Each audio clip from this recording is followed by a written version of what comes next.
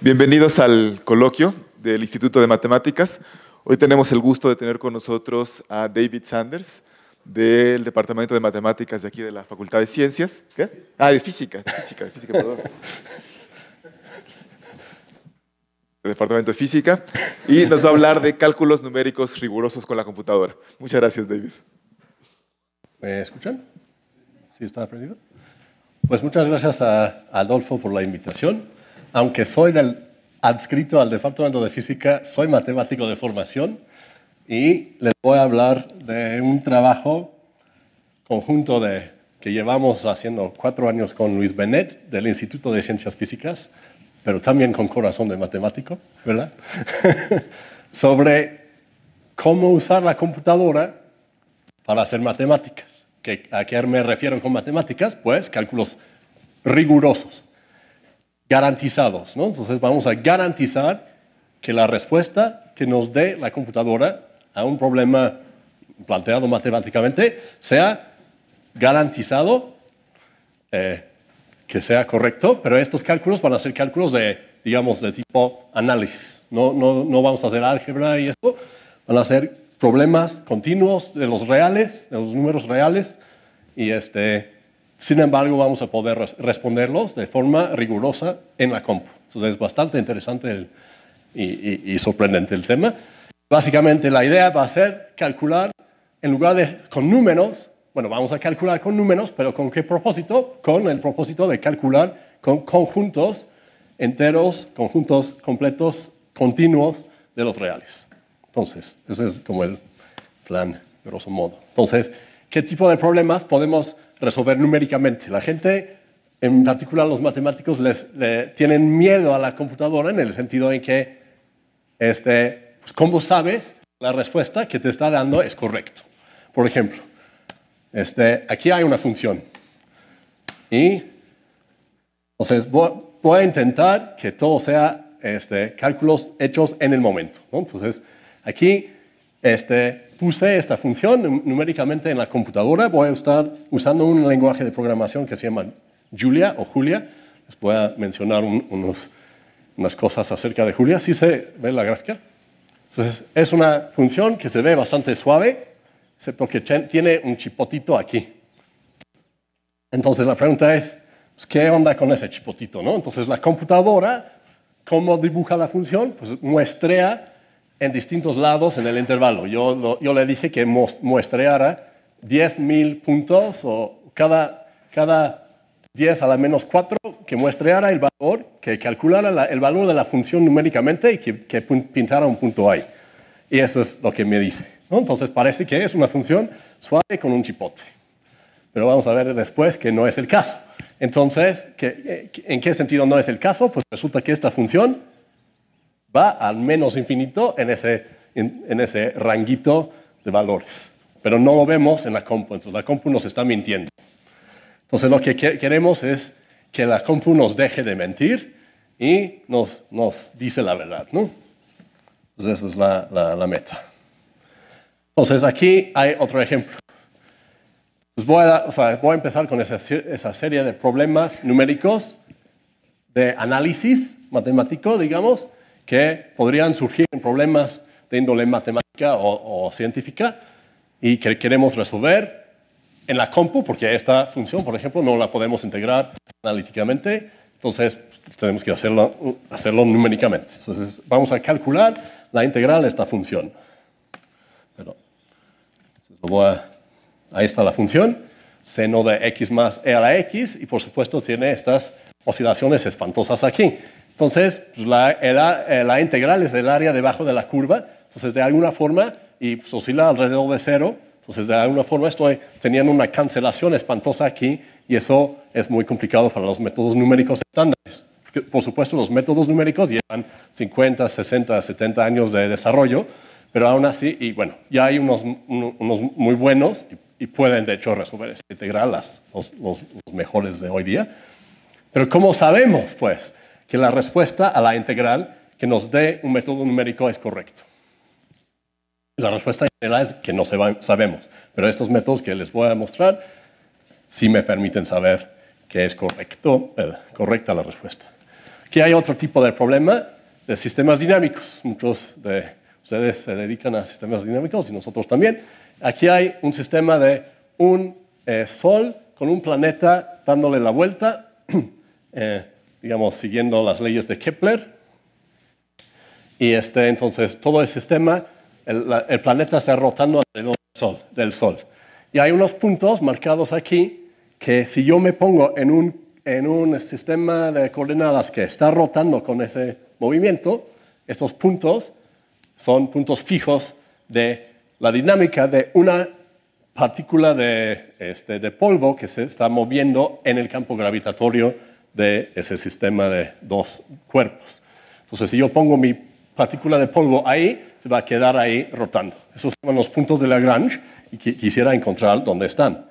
Y ellos satisfacen, entonces puedo escribir las ecuaciones diferenciales que describe mi sistema, y entonces estos puntos satisfacen ese conjunto de dos ecuaciones no lineales en dos variables x y y, que son las coordenadas de la posición en dos dimensiones de estos puntos. Entonces aquí tengo dos ecuaciones no lineales y quisiera encontrar todas las soluciones a ese sistema de ecuaciones. Eso es una tarea muy difícil, tanto, digamos, analíticamente, creo que en ese caso sí se puede hacer, pero en general no. Entonces, pues en general yo quisiera tener una herramienta que si yo le doy una función espantosa no lineal que me dé todas las soluciones a esta ecuación dentro de una caja. Entonces, reviene a resolver un sistema de ecuaciones no lineales, y eso, incluso para los métodos numéricos, es una tarea muy difícil. Podría tener unos datos y querer ajustar un modelo a estos datos. Por ejemplo, si yo mido en el laboratorio un valor de una temperatura y que en el tiempo punto 2 esté en ese intervalo, en el tiempo 1 en este intervalo, etc., pues tengo ahí varios puntos con barras de error, digamos que se ve más o menos que hubiera dibujado, pero se ve algo así.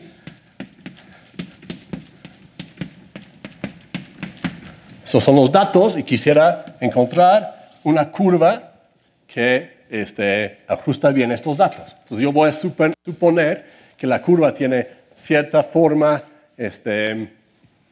funcional con parámetros, y lo que quiero hacer es encontrar los valores de los parámetros que ajusten bien estos datos. Pues no está muy claro, o sea, hay muchos métodos para hacerlo, pero ¿cómo puedo encontrar todos los valores posibles de los parámetros, que va a ser un conjunto en el espacio de parámetros que ajusten estos datos, que pasen, digamos, adentro de estas barras, ¿no?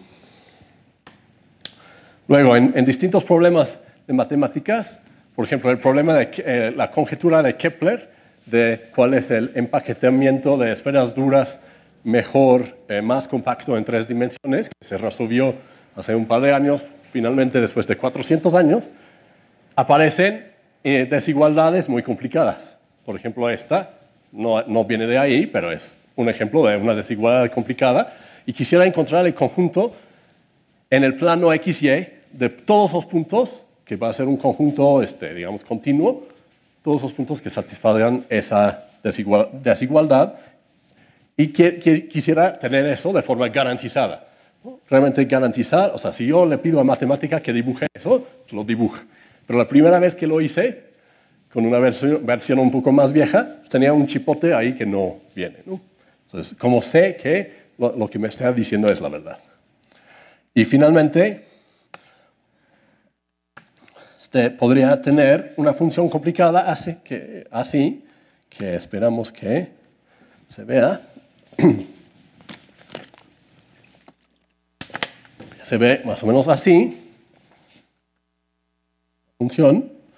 O sea, es una función con muchas oscilaciones aquí adentro. Ahí se ven un poco. Y muchos mínimos locales y luego 4 mínimos globales en las 4 esquinas. Y quisiera encontrar en distintos lados de la ciencia, quisiera poder optimizar esa función, o sea, encontrar los óptimos globales, los mínimos globales de esta función. Y eso es, otra vez, un problema muy difícil numéricamente hablando. Y finalmente, Luis ha estado trabajando en esta cuestión de, hay un asteroide que se llama Apophis que va a llegar muy cerca de la Tierra en 2029. Y por supuesto queremos saber, ¿realmente va a chocar contra la Tierra o no? Y tenemos un conocimiento incierto de sus condiciones iniciales, ¿no? Podemos medir su posición y su velocidad, pero con cierto rango de error. Entonces, lo que quisiéramos hacer, digamos, es integrar las ecuaciones del movimiento que describan el sistema solar y varios cuerpos ahí adentro. Y tenemos un cubito de condiciones iniciales en algún espacio de todos las variables del sistema. Quisiéramos evolucionar eso, que satisface ecuaciones diferenciales ordinarias. Entonces, en cada momento vamos a tener algún conjunto que es la evolución no lineal, que es la evolución de todas estas condiciones iniciales al tiempo t. Y queremos, ¿no? Eso va a ir evolucionándose de alguna forma en n dimensiones y queremos ver, digamos, si choca contra la Tierra en 2029. Entonces, suena imposible hacer eso, pero no lo es. Ellos ya lo están haciendo. Y entonces no voy a hablar de ese problema hoy. Tienen que invitar a Luis para que hable de eso. Ok, entonces, aquí algunos de los teoremas. Entonces, lo que les voy a presentar son estos métodos que se llaman métodos de intervalos, análisis de intervalos, y que me permite hacer estos cálculos con conjuntos, ¿no? Todo lo que les he presentado, detrás hay un conjunto ahí metido y quiero calcular, caracterizar ese conjunto. Entonces, solo para motivar un poco, estos métodos se han usado en distintos teoremas muy importantes en las matemáticas. Por ejemplo, bueno, aquí los ven, ¿no? La existencia del doblamiento del periodo de Feigenbaum, bueno, de la cascada, del atractor de Lorentz, la conjetura double bubble y la conjetura de Kepler que mencioné. Entonces, en todos estos métodos se han usado para demostrar teoremas en forma rigurosa, ¿no? Entonces, les voy a presentar qué es la aritmética de intervalos y cómo lo podemos aplicar en todos estos problemas que les he presentado. Y lo voy a hacer a través de un paquete o varios paquetes que nosotros hemos desarrollado desde cero usando el lenguaje Julia para hacer cálculos con intervalos que todos pueden usar. Julia es, ¿no?, gratis, libre. Nuestros paquetes, por supuesto, también. Entonces, los invito a que los ocupen para hacer sus cálculos. Entonces, ¿qué es Julia? Pues rápidamente, es un lenguaje de programación que se puede usar para cualquier cosa, pero en particular se diseñó para el cómputo científico. Entonces, tiene muchas facilidades que lo hacen particularmente bueno para eso. Es software libre, con una licencia muy permisiva y está disponible en todos lados. Incluso lo puedes usar en la red sin instalar nada. Entonces, ¿cuál es el chiste de Julia? ¿Por qué es tan interesante? Pues no se ve ahí, pero básicamente, ahí está. Básicamente, antes había dos grandes clases de lenguajes, aproximadamente, que era tipo Python, MATLAB, R, que ya todos han usado probablemente, y tipo C y Fortran. Entonces, Python y MATLAB son muy bonitos, muy fáciles de utilizar, de entender el código, pero son lentos. Entonces, eso es un problema. Y C y Fortran son rápidos, pero son espantosos para programar. Entonces, eso es una dicotomía un poco desafortunada, ¿no? Entonces, quisiéramos tener algo en medio que sea fácil de utilizar y rápido. Y no había nada así, digamos, aproximadamente, hasta que llegó Julia en 2012. Y eso, Julia realmente logra resolver bastante bien esa dicotomía. Y entonces, es un solo lenguaje que se puede utilizar de forma interactiva, pero y bonita y fácil y todo, como van a ver, pero es rápido. Entonces no tengo tiempo para, sería toda una plática decir, digamos, por qué. Ay, no quería hacer eso. Sería toda una plática decir por qué puede lograr eso, ¿no? A ver si va a querer funcionar.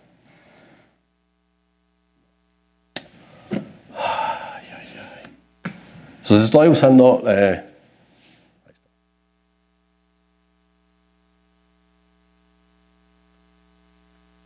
una plataforma, digamos, que se llama el Notebook de Jupyter. Y ahí adentro puedo tener ese modo de diapositivas que estoy usando, que es un poco, no funciona del todo bien, pero más o menos. Sale. Entonces, vamos a ver ahora, entonces ya vamos a entrar en materia. ¿Qué es eso de la aritmética de intervalos?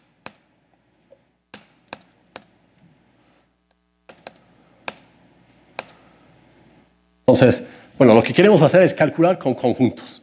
Y una forma, digamos, usual o común que hace la gente de hacerlo es algo así. Vamos a tomar una matriz 2, 1, 1, 1 y lo vamos a aplicar a muchos puntos. Entonces vamos a tomar un muestreo de puntos en el cuadrado unitario y vamos a mapear todos los puntos bajo esta matriz, con multiplicación de matrices. Vamos a ver simplemente qué pasa. Perdón. Ay. Vamos.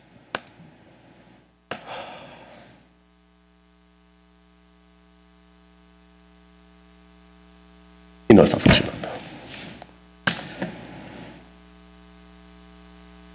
Ay, no puede ser. Se supone que cuando mueva este bicho, todo cambia mágicamente. Se agregan más puntos. Eso no es bueno.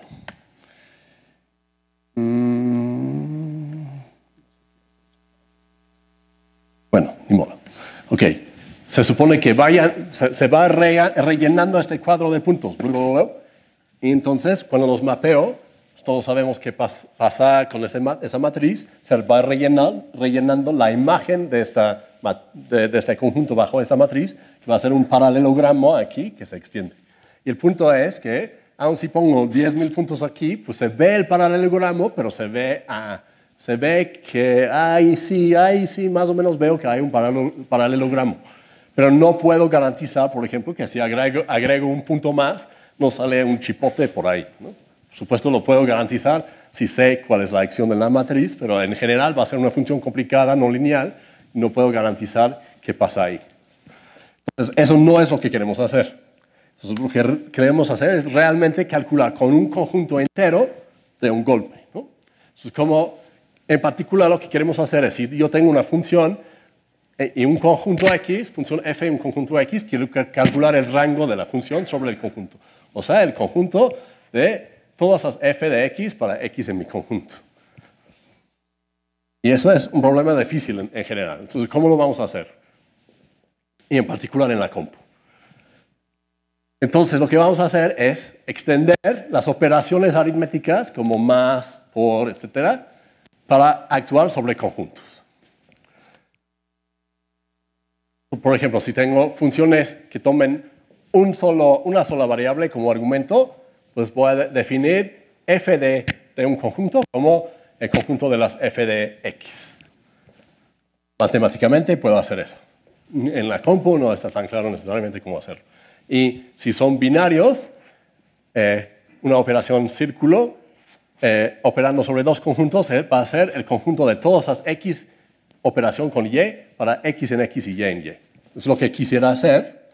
Y si logro hacer eso, entonces si yo tengo toda una combinación de operaciones que define mi función complicada, ¿no? Que puede ser tan fácil como el que vamos a ver primero, que es f de x es x cuadrada menos 2, pues ya es una combinación, digamos, lo puedo dividir en dos partes, que es, digamos, la combinación de el mapeo que manda x a x cuadrada, digamos, compuesto con, ¿cómo es? Compuesto con la operación menos o algo así, ¿no? O sea, cualquier función que tengo lo puedo dividir, separar en una secuencia de operaciones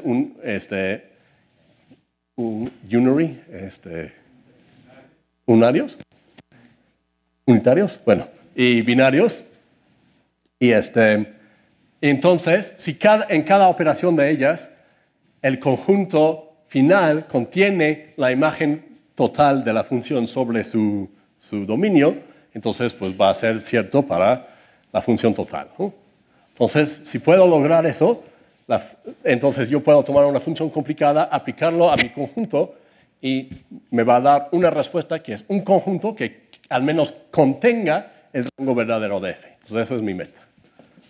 ¿Cómo lo puedo hacer? Pero puede ser más grande. Por ejemplo, si yo tomo el intervalo 0 a 1 en los reales, menos el intervalo de 0 a 1, por la definición que usé de cómo operar sobre dos conjuntos con una operación binaria, yo puedo, adentro de la respuesta va a haber 0 menos 1, y va a haber 1 menos 0, 1.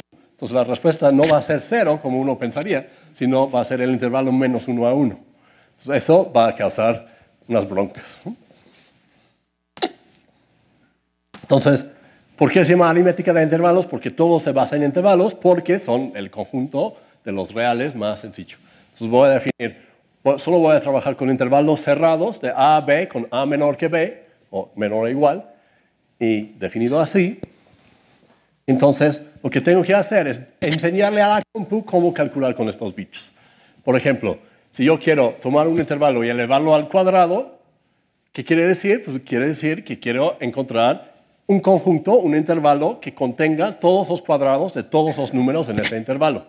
Entonces, aquí está la respuesta. Creo que lo hice bien. Eso fue la primera tarea en nuestro curso de posgrado sobre ese tema de este semestre, cómo definir a, b al cuadrado, y no es tan trivial como parece, porque en el caso cuando a es menor que 0 y b es mayor que 0, pues ahí está 0 en el conjunto inicial, entonces 0 está en la imagen de todos los cuadrados de ese conjunto.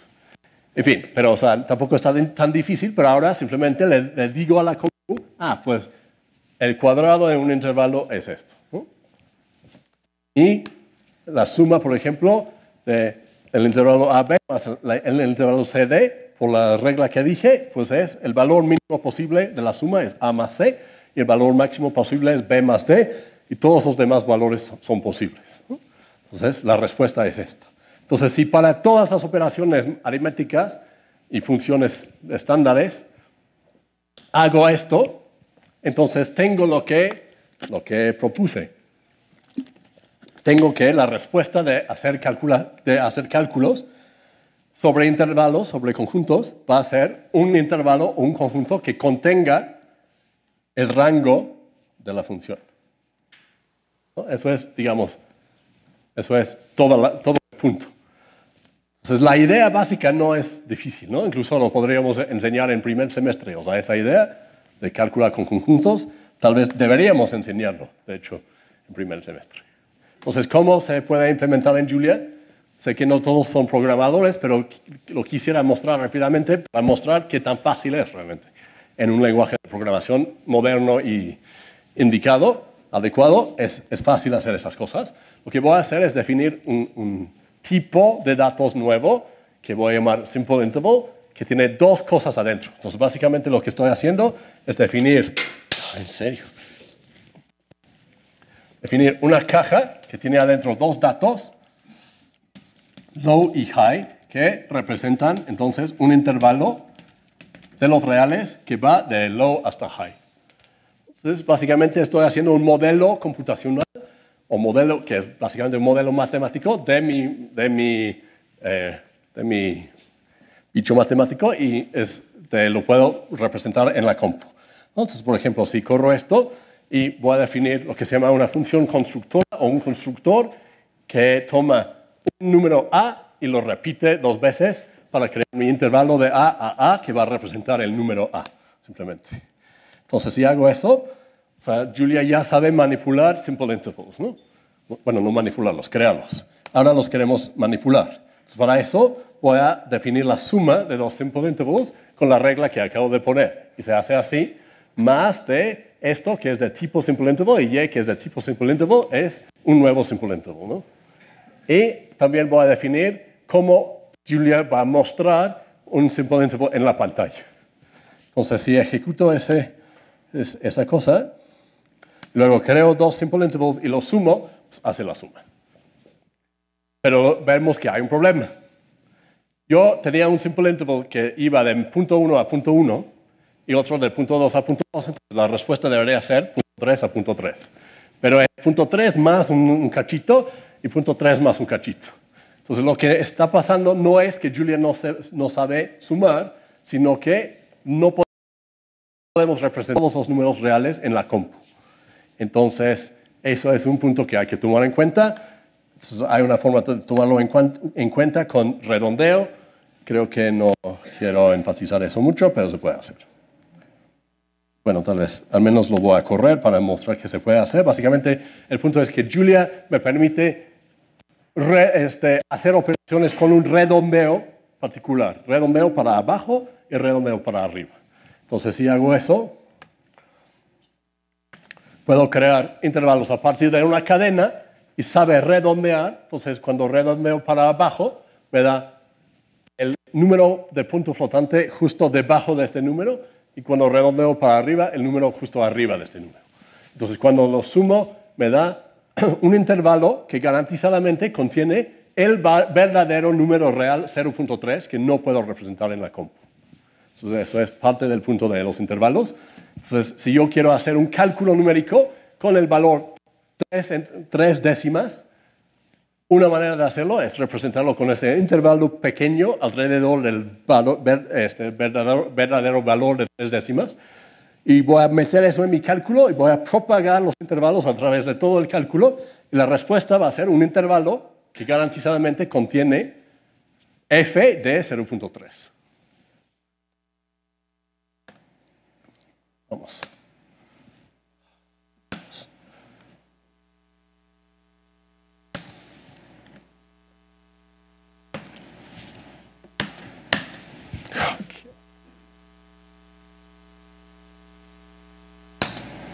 No quiere hacer nada. Perdón. Eso no es bueno.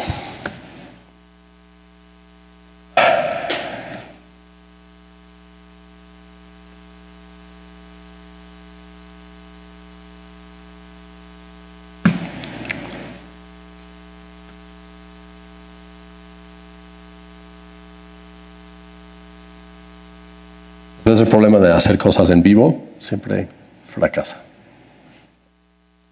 La disculpa.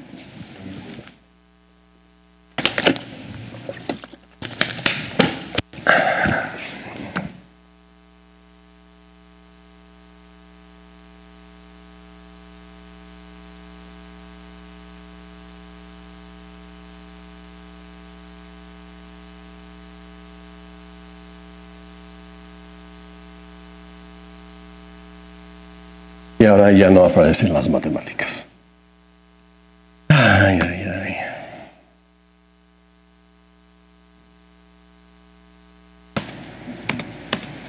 Ahí está, ok.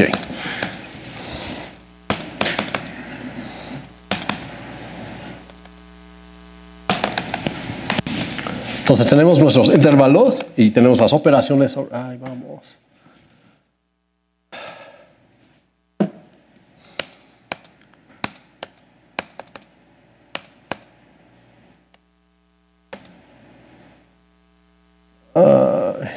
Una plática de matemáticas con LaTeX no está tan padre, ¿no? Ahí está. Sí, exacto. O sea, yo pues, estoy trabajando en ese Jupyter Notebook y yo puedo poner texto mezclado con ecuaciones, las escribo en LaTeX y las renderiza, o como se diga, en matemáticas, ¿no? Ok. Bien. Ok, entonces, ahora tenemos las operaciones básicas, aritméticas, pero ¿qué tal las funciones? Por ejemplo, exponencial. Pues exponencial es monótona, entonces más o menos debería ser fácil, porque simplemente exponencial de intervalo debería ser exponencial de A hasta exponencial de B, la respuesta, para contener todo el rango de la función. Pero tengo que hacer ese redondeo, y resulta que eso es un problema y está difícil hacerlo. Se puede hacer para ciertas funciones con bibliotecas hechas por expertos. Pero es un tema que hay que lidiar con eso para tener cálculos numéricos garantizados que garantizadamente contiene el rango de todo. Entonces, tenemos un paquete interval arithmetic.jl que implementa todo eso. Entonces, ¿cómo funciona eso? pues hago using. Primero tengo que instalar el paquete, que se hace con un solo comando, que es package.add_interval_arithmetic, y lo va a jalar de internet. Y bueno, aquí se ve que el 0.1 normal, es el 0.1 en Julia, representa el número, o sea, el número flotante 0.1 representa el número real, este número real. ¿Por qué? Porque este número real es el número flotante más cercano al un verdadero. Eso es todo un tema ahí que estamos viendo en el curso. Pero entonces, lo que debería hacer es, si yo puedo crear intervalos con el paquete, con distintos sintaxis, pero por ejemplo, este intervalo, si pongo el número flotante punto 1, veo que realmente no contiene el punto 1 real verdadero, porque este 0.1 que está pintando ahí realmente representa este número. En fin, hay todo un tema que... Entonces, tenemos esta otra sintaxis para crear intervalos con punto. Eso crea el intervalo que contiene el verdadero 0.1 y ahí se ve. Etcétera. Entonces, luego tenemos todas las operaciones matemáticas definidas y tenemos esta cosa que se llama un macro, bonito que hace, toma cualquier expresión, más o menos, con funciones y valores numéricos, y me arroja un intervalo que garantizadamente contiene el valor verdadero real de esta expresión. Entonces ahí me arrojó un intervalo que tiene diámetro no cero, entonces es un intervalo ancho, o bueno, delgado, pero o sea, que contiene el valor verdadero de seno de 1/10 más coseno de 2/10 al cuadrado. Y, sí. Ok, entonces, ¿para qué sirve todo eso? Entonces, tenemos ya definidos las operaciones sobre intervalos y lo que vamos a ver es que lo podemos usar para entender funciones, por ejemplo. Entonces, lo que vamos a hacer es, si yo tengo una función complicada y quiero pintarlo correctamente, pues lo que puedo hacer es tomar un intervalo aquí, aplicar mis funciones estos, y sé que van a dar una respuesta que garantizadamente contiene el rango de la función en ese intervalo. Entonces, lo que vamos a hacer es tomar mi intervalo grande donde quiero evaluar la función y dividirlo partirlo en partes, que se llama mincing, y se hace así. Y luego vamos a calcular las imágenes.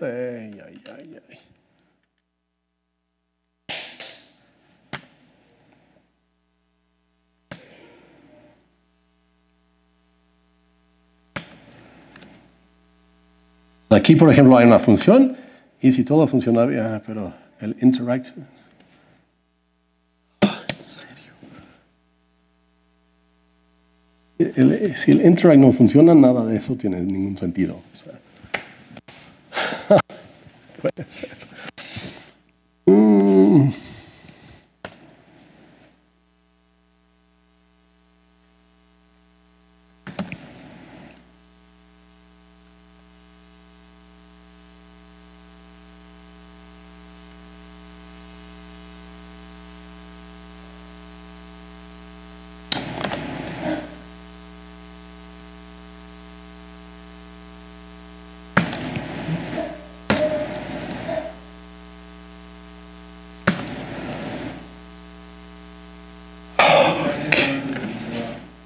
¿No?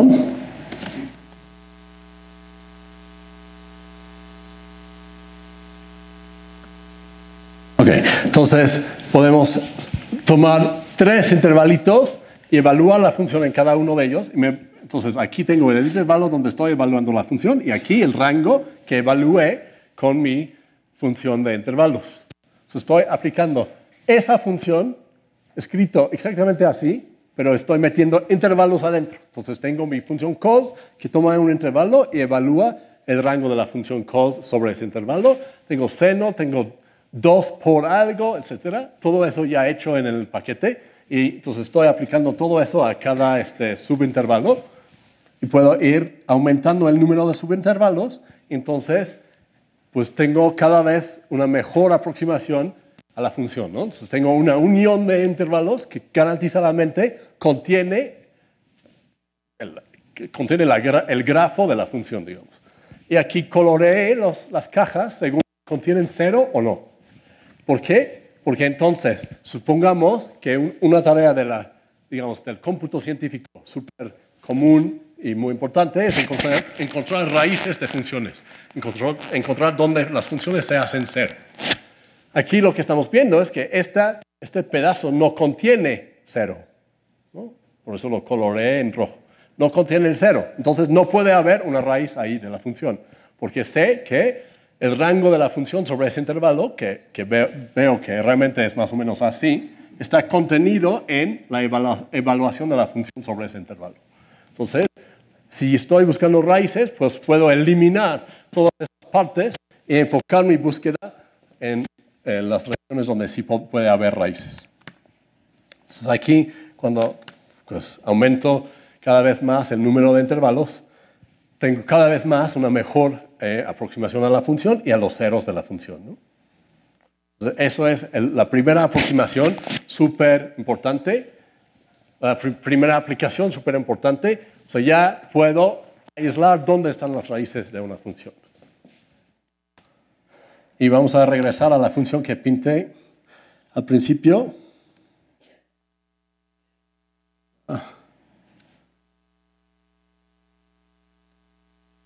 Era esta con el chipote, ¿no? Y aquí tiene el chipote, y los intervalos sí saben evaluar esta función, y lo que vemos es que me da un rango que va a menos infinito.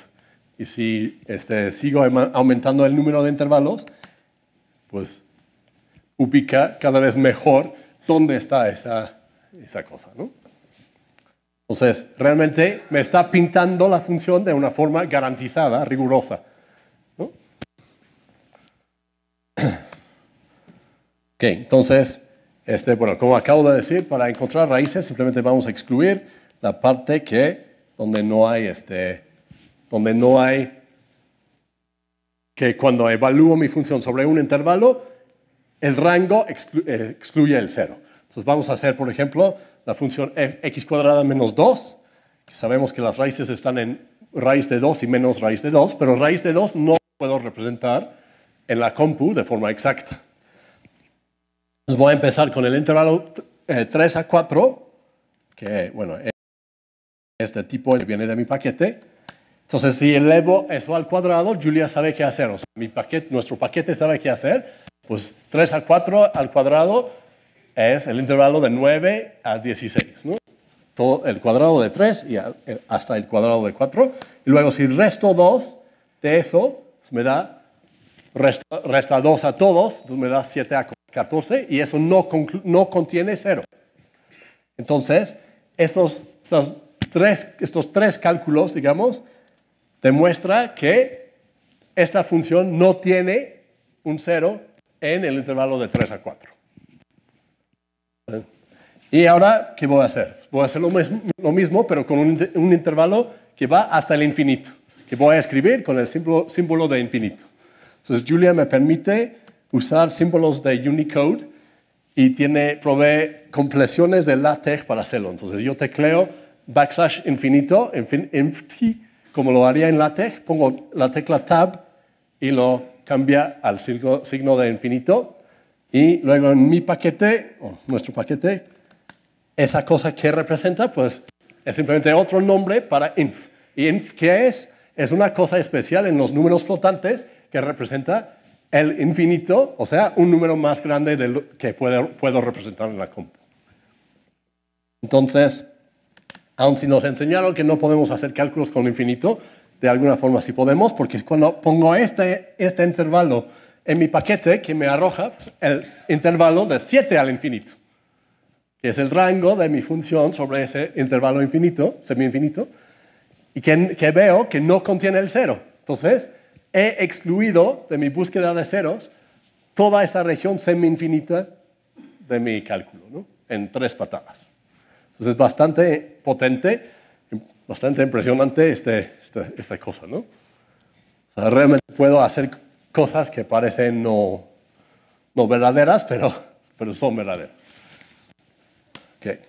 Entonces, sí, como digo, eso que acabo de hacer, si crees que el paquete está bien escrito, pues no lo tienen que creer, lo pueden ir a ver, ¿no? El código está disponible libremente.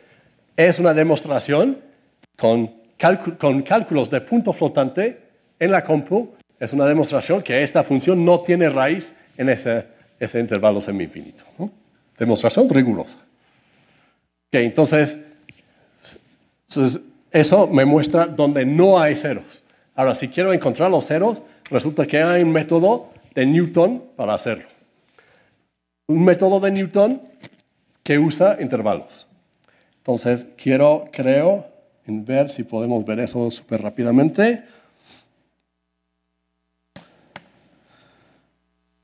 Pues les recuerdo cómo es el método estándar de Newton primero. Espero que es recordatorio, es algo que se ve en un curso de métodos numéricos, pero sé que por alguna razón los matemáticos no tienen eso en su carrera, lo cual me parece una aberración.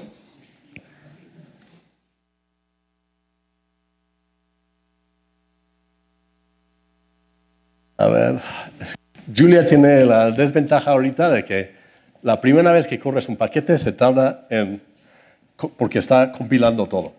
Entonces, la razón por la cual puede ser tan rápido, Julia, es que compila todo sin que tú te des cuenta.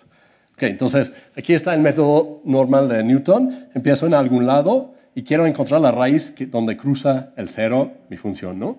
Lo que voy a hacer es tomar... ahora sí está funcionando el interact. ¿Quién entiende?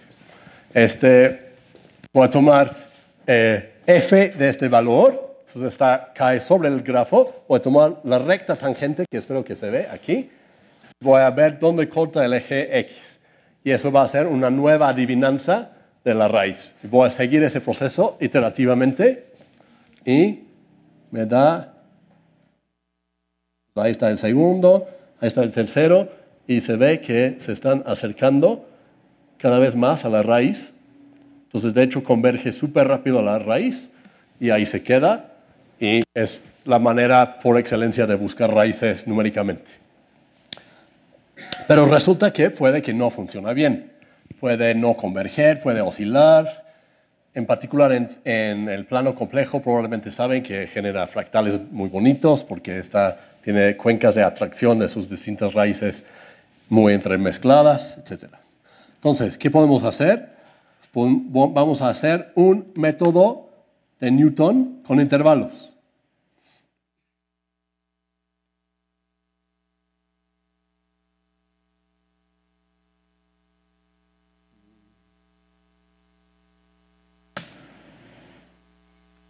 Entonces, aquí está mi misma función x cuadrada menos 2. Entonces, eso está pintado en azul. Vemos que cruza el eje X más o menos en 1.4, como tiene que ser la raíz de 2. Y vamos a buscar esa raíz con el método de Newton intervalar. Entonces, ¿cómo es eso? Entonces, aquí es mi punto inicial. Lo puedo mover. Voy a mover el punto inicial para que se vea mejor. Entonces, ahí está mi punto inicial, muy lejos de la raíz. Hago exactamente lo mismo. Tomo f de ese punto. Estoy sobre el grafo, la gráfica o como se diga. Pero ahora, ¿qué voy a hacer? Voy a hacer algo diferente que está mostrado aquí. Voy a tomar no solo la recta tangente, sino un mundo de rectas con distintas pendientes. Esas pendientes van a ser las pendientes posibles de la función en ese intervalo. Entonces, yo de antemano estoy diciendo, yo quiero buscar la raíz que esté en el intervalo 0 a 4. Entonces, ahora lo que voy a hacer es evaluar la derivada de mi función sobre todo ese intervalo. Evaluar la derivada es como evaluar una función. Entonces, con los métodos de intervalos me puede dar un conjunto que garantizadamente contiene el rango de la derivada sobre ese intervalo. Y de hecho eso lo puedo calcular automáticamente con una técnica que se llama diferenciación automática, que no tengo tiempo de discutir. Muy poderoso. Entonces yo tengo el conjunto de derivadas. Entonces estoy tomando en ese punto rectas con ese conjunto de derivadas. Entonces es como un conjunto de pendientes. Y cada uno de ellos los voy a intersectar con el eje X. Entonces ahí está la intersección de mi cono con el eje X en rojo. Y ahora, ¿qué sé? Por el teorema del valor medio, por fin hay una aplicación, o por fin lo puedo hacer numéricamente, ¿no? Y eso se puede enseñar en el primer semestre y entiendes perfectamente por qué te importa el teorema, porque me dice que hay una recta que pasa exactamente por la raíz, ¿no? O sea, bueno, lo deberíamos escribir y todo, pero eso es lo que dice, ¿no? Solo que no sé cuál es, porque hay una f de xi para algún xi en mi intervalo. Pues ahora el punto es que en lugar de tomar algún xi en mi intervalo, voy a tomar todas las xi en mi intervalo. Suena ridículo tomar todas, pero el punto es que entonces alguno tiene que estar. Entonces sé que ese conjunto entonces garantizadamente contiene la raíz.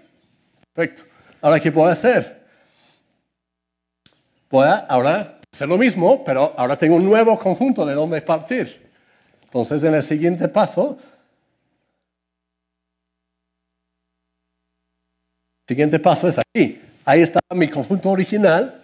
Bueno, azul claro que no se ve. Y voy a hacer lo mismo. Voy a tomar mi punto en esa fracción del intervalo.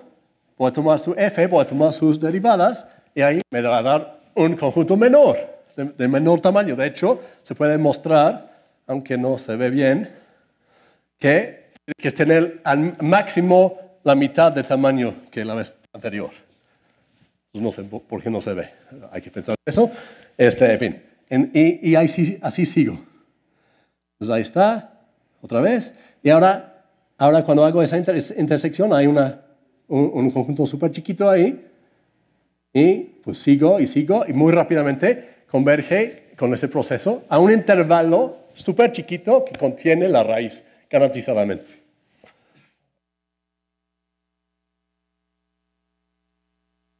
Y usando todas estas técnicas que aprendemos en cálculo 1 y que no entendemos, pues aquí lo entendemos porque lo vemos, ¿no? Ok, entonces, luego ¿qué pasa si hay más de una raíz? Entonces ahí tengo que hacer algo más complicado porque mi método de Newton, bueno, ¿cómo es mi método de Newton? Es básicamente el operador de Newton actuando sobre un intervalo tomo el punto medio del intervalo menos f del punto medio entre f' del intervalo completo, ¿no? Entonces, eso hay que compararlo con el método de Newton normal, xn menos f de xn entre f' en xn. Aquí en el método de Newton normal tengo la derivada en el punto, aquí tengo la derivada evaluado sobre todo el intervalo, y aquí tengo el punto medio, puedo tomar el punto medio generalizado como estoy haciendo con mi alfa, moverlo y funciona perfectamente bien. Y entonces lo que va a pasar, lo que tengo que hacer es, pues resulta que cuando hay un cero en la derivada, estoy dividiendo entre un intervalo que contiene el cero, entonces tengo que hacer algo especial. Básicamente lo que voy a hacer es partir el resultado en dos partes, porque cuando divido entre un intervalo que contiene cero, eso me da dos intervalos básicamente, excluyendo la parte donde estoy dividiendo. En fin. Entonces, eso se puede ver aquí. Entonces se va separando solito en las distintas partes y cada uno de ellos converge a alguna raíz. Entonces, garantizadamente converges a intervalos que contiene cada una de las raíces. Entonces es básicamente el único método que yo sé que puede calcular todas las raíces de tu función en una caja. En este caso en una dimensión, pero también se extiende a varias. Bueno, entonces todo eso es lo que estaba diciendo aquí. Pero pues se puede ver con estas gráficas. Entonces hay unos teoremas detrás que dice que ese operador que pinté ahí de Newton, si el resultado sobre un intervalo x esté contenido en x, entonces existe una raíz de la función en x y es única en x. Y si la intersección es vacía, entonces no hay raíz. Esos son teoremas que puedo evaluar en la computadora. Tiene que ver con teoremas de punto fijo de Banach, o no recuerdo cuál. Ok. Entonces, bien. Entonces, ¿cuándo acaba el asunto? En 5 minutos. Entonces, bueno, puedo integrar. También, primer semestre. ¿Cómo integras? Pues con integrales de Riemann. ¿Cómo hago una integral de Riemann con intervalos? Con una línea. Bueno, 2 líneas. Primero min SEO, o sea, parto mi intervalo en cachitos, n cachitos, y luego para cada cachito, ¿qué hago? Pues evalúo mi función. ¿Y qué me da? Como hemos visto, cuando evalúo mi función en un intervalo, me da un intervalo con cotas inferiores y cotas superiores de la función en ese intervalo. Entonces, eso es justo lo que necesito en una integral de Riemann. Entonces, en Julia lo puedo escribir en una línea. Tomo mi conjunto de intervalitos, que llamé intervalos, que es un vector, una lista de intervalos. Ese punto en Julia es para evaluar elemento por elemento sobre un arreglo. Entonces, tomo el diámetro de cada uno de ellos. Eso me da otro vector.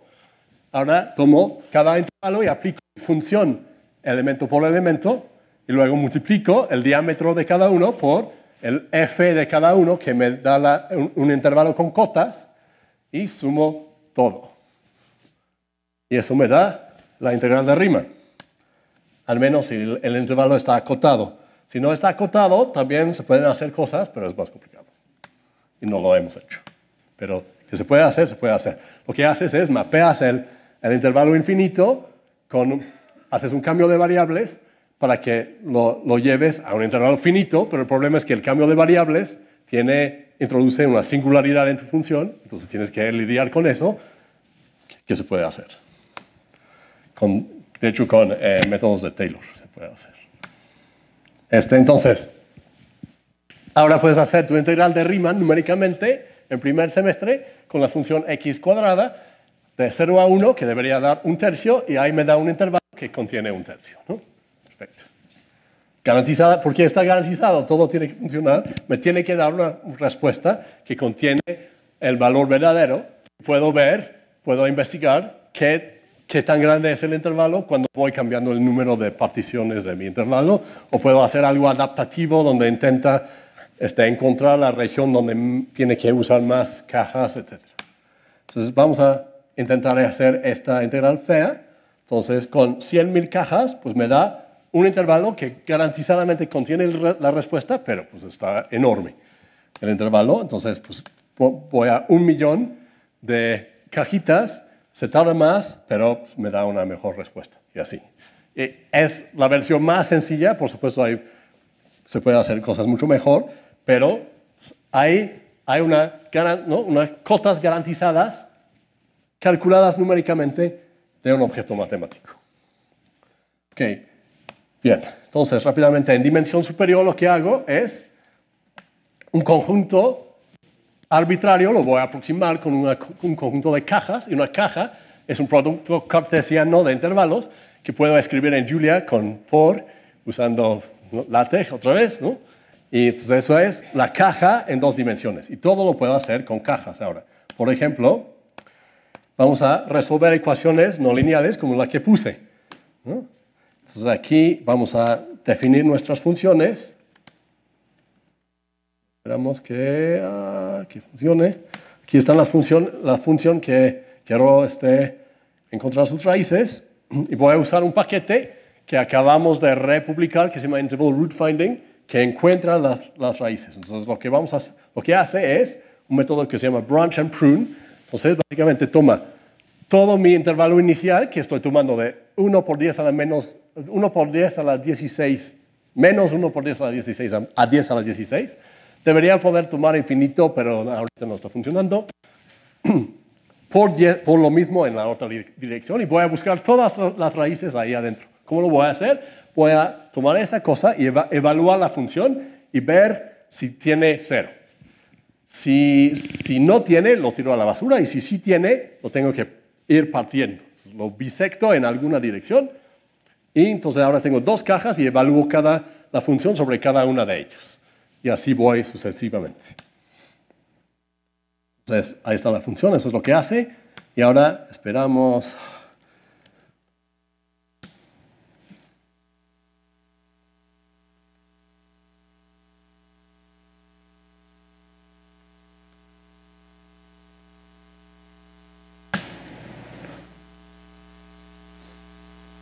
Entonces, está haciendo esas bisecciones desde una cosa que empieza de tamaño 10 a la 16 y lo que me da es esto, que está contenido entre -2 y 2. Entonces, ¿eso qué quiere decir? Que ha logrado tirar a la basura garantizadamente todo lo que está fuera de esta caja de -2 a 2. No hay raíces de esta función en toda esta región. Y lo que me está diciendo es que aquí adentro podría haber raíces. Eso es lo único que dice hasta ahora. Y ahora lo que vamos a hacer es ir bisectando más. No lo vamos a hacer.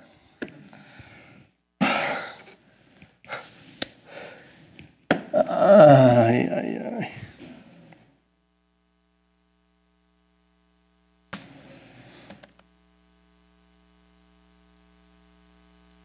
Entonces, ahí está la segunda.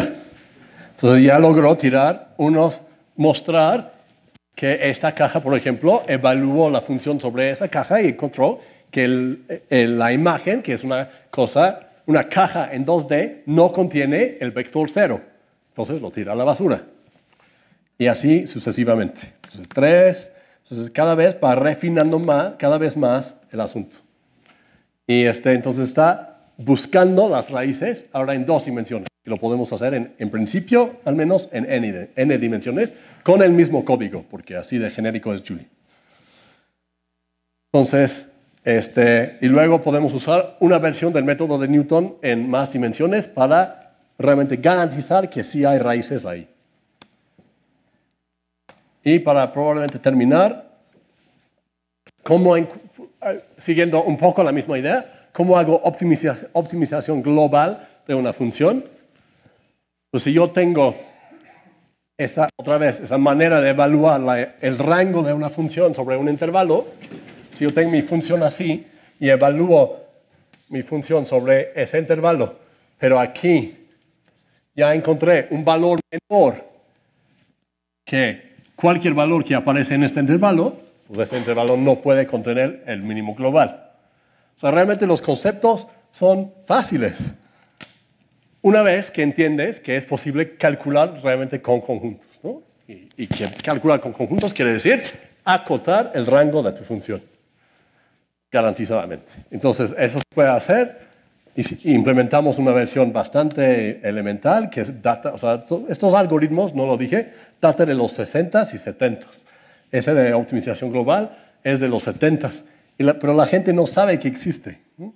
Entonces es un poco triste, porque realmente son súper poderosos.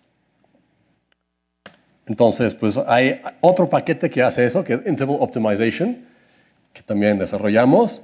Entonces simplemente pones minimize, le das de comer tu función, le das de comer la región en el plano, en este caso, y te arroja una cota rigurosa del mínimo global, del valor del mínimo, y una colección de cajas que contiene garantizadamente todos los lugares donde alcanza ese valor. Entonces, en este caso, me da un montón de cajas, todos se ven más o menos iguales. Eso es un problema del método, que se llama el cluster effect, y se puede, hay soluciones y no sé qué.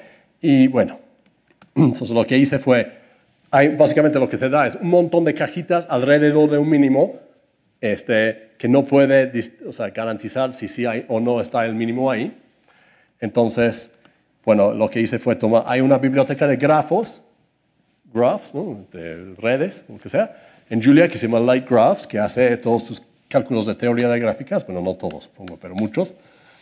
Por ejemplo, lo que estoy haciendo es hacer el grafo de estos intervalitos, cajas alrededor del mínimo, para ver si se intersectan o no, o sea, si están en contacto o no. Si están en contacto, los voy a unir.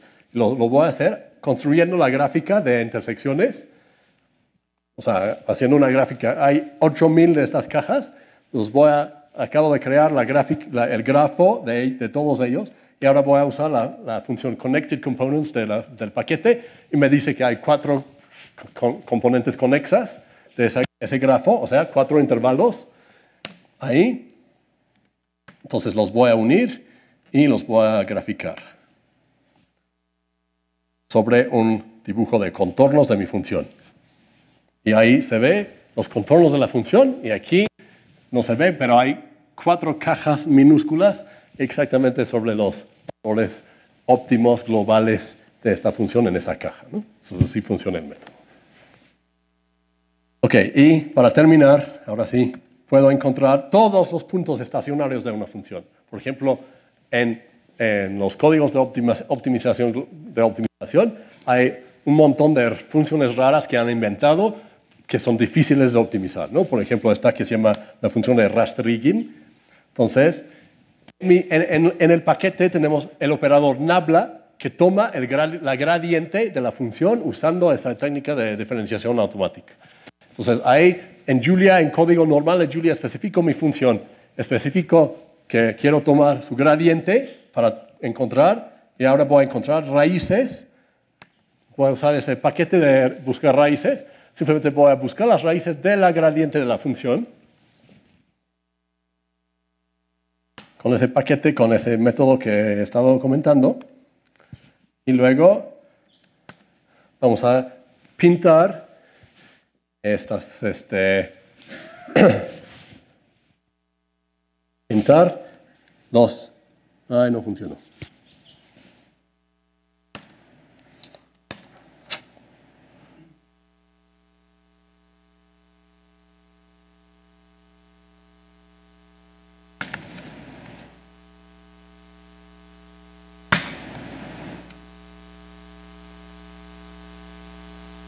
Como digo, eso es el problema de hacer todo en vivo, que funciona en tu casa y llegas a la práctica y no funciona, ¿no? Ese es el problema de las computadoras, porque las matemáticas no son así. No sé qué estés haciendo, es raro. Eso no es correcto. Debería dibujar únicamente los... Sí, no. Únicamente los máximos y mínimos. ¿No? Tal vez sí sea correcto. Entonces ahora los vamos a clasificar. ¿Cómo los clasificamos? Tenemos que calcular el hessiano y sus eigenvalores a través de la traza y la determinante como se aprende en álgebra lineal, porque estamos en 2 dimensiones. En más dimensiones es más complicado. Entonces los voy a clasificar con ese método de forma garantizada, porque todos los cálculos son con intervalos. Y no. Ay. Qué lástima.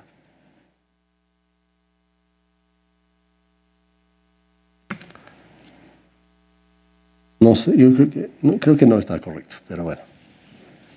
Puede ser, ok. Bueno, y para ahora sí terminar, lo que hemos estado haciendo recientemente es cómo puedo aproximar mejor la función en lugar de simplemente así burdamente calcular la imagen bajo una función aplicándolo a intervalos. Pues lo que vamos a hacer es aproximar una función suave con una serie de Taylor, truncada. Un polinomio de Taylor a orden n. Y luego pues tenemos todo el resto de la serie de Taylor, que podemos aglobar en el término de remanente de Lagrange, que tiene otra vez esta xi. Entonces, ¿qué vamos a hacer con xi? Pues vamos a acotarlo. O sea, vamos a poner en todos lados el intervalo completo donde hay cosas que no puedo calcular, ¿no? Entonces vamos a representar la función con una suma de un polinomio de Taylor más un intervalo. Ese intervalo se calcula así, que me da una cota de toda la cola de la serie de Taylor. Entonces tenemos un paquete que hace, o sea, por ejemplo, puedo hacerlo a mano con seno. ¿Cómo puedo calcular seno de un intervalo? Pues una manera sería hacer la serie de Taylor de seno y luego término para acotar al final. Entonces, por ejemplo, lo puedo aplicar a ese intervalo y me da una cota garantizada para el seno aplicado sobre todo ese intervalo. Esa es la fuerza de contar con herramientas numéricas que trabajen con intervalos, pues puedo hacer este tipo de cálculos. Y ahora sí uso el paquete. ¿Qué hace? Pues empiezas con simplemente, digamos, t, o sea, una serie de Taylor que simplemente es t con coeficiente 1, o el intervalo 1 en este caso, y luego voy a calcular seno de este bicho. Entonces, pues hace el desarrollo en series de Taylor de seno, y luego calcula automáticamente la cota de la cola que he olvidado en mi polinomio. Y pues vemos que en este caso la cota está mejor porque está usando técnicas un poco más sofisticadas para acotar. Y entonces, ahora sí, otra vez un interact, entonces, otra vez no va a funcionar. Pero ahora puedo dibujar eso, ¿no? Entonces, aquí, por ejemplo, está el exponencial.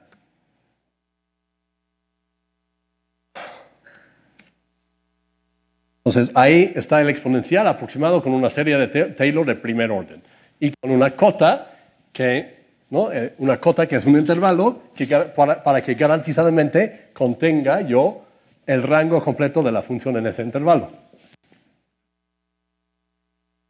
Y conforme, no va a hacer nada, ¿verdad?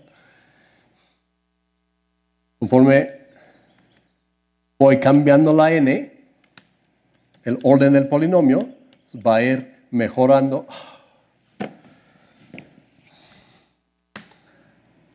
Debería ir mejorando el asunto. Bueno, entonces para terminar, puede ser. Pues quise poner una cita de Arthur C. Clarke que dijo que, un escritor de ciencia ficción inglés, que dijo que, a ver cómo es, la tecnología suficientemente avanzada es indistinguible de la magia. Entonces eso se me hace que cabe exactamente ahí adentro. Es tecnología suficientemente avanzada que parece magia que podamos encontrar, si funciona bien el paquete, todos los puntos fijos, todos los puntos estacionarios de una función. O, por ejemplo, todos los puntos fijos de un sistema dinámico, porque simplemente le doy de comer las ecuaciones de movimiento, pongo igual a 0 y resuelvo con estas técnicas y encuentro todas los puntos fijos.